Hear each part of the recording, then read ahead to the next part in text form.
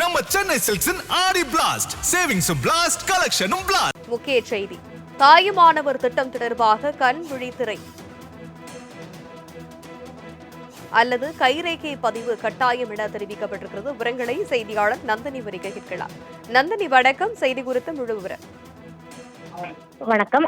தாயுமானவர் திட்டத்தில் இருக்கக்கூடிய ப்ராக்சி முறையில் பொருட்கள் வழங்க வேண்டாம் என ரேஷன் கடை பணியாளர்களுக்கு அதிகாரிகள் தரப்பில் உத்தரவு என்பது பிறப்பிக்கப்பட்டிருக்கிறது. தாயுமானவர் திட்டம் மூலம் முதியோர் மாற்றுத்திறனாளிகளுக்கு வீடு தேடி சென்று ரேஷன் பொருட்கள் விநியோகம் செய்யப்பட்டு வருகிறது. இந்த திட்டத்தில் ப்ராக்சி முறையில் பொருட்களை வழங்க வேண்டாம் என தெரிவிக்கப்பட்டிருக்கிறது. முதியவர்களாக இருந்தாலும் கூட கண் விழித்திரை அல்லது கைவிரல் ரேகை பதிவு கிடைக்காவிடில் பொருட்களை வழங்க வேண்டாம் என ரேஷன் கடை பணியாளர்களுக்கு உத்தரவு என்பது பிறப்பிக்கப்பட்டிருக்கிறது. விழித்திரை விரல் ரேகை பதிவு கிடைக்காவிடில் பொருட்கள் உரியவருக்கு தான் ஒப்படைக்கப்பட்டது என்பதற்கான புகைப்பட ஆதாரத்தை எடுத்துக்கொள்வது முக்கியம் எனவும் தெரிவிக்கப்பட்டிருக்கிறது. தாயுமானவர் திட்டத்தில் பல்வேறு முறைகேடுகள் நடைபெறுவதாகவும் பல்வேறு குளறுபடிகள் இருப்பதாகவும் ரேஷன் கடை பணியாளர்கள் ஏற்கனவே அமைச்சரை சந்தித்து வலியுறுத்தியிருந்தார்கள்.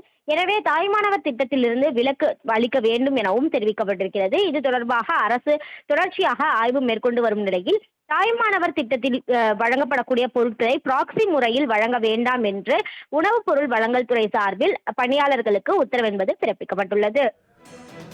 விவரங்களுக்கு நன்றி நந்தினி. முக்கிய செய்தி: தாயுமானவர் திட்டம் தொடர்பாக கண் விழித்திரை அல்லது கைரேகை பதிவு கட்டாயம் என தெரிவிக்கப்பட்டிருக்கிறது. விவரங்களை செய்தியாளர் நந்தினி வரிகை கேட்கலாம். நந்தினி, வணக்கம். செய்தி குறித்த முழு விவரம். வணக்கம்.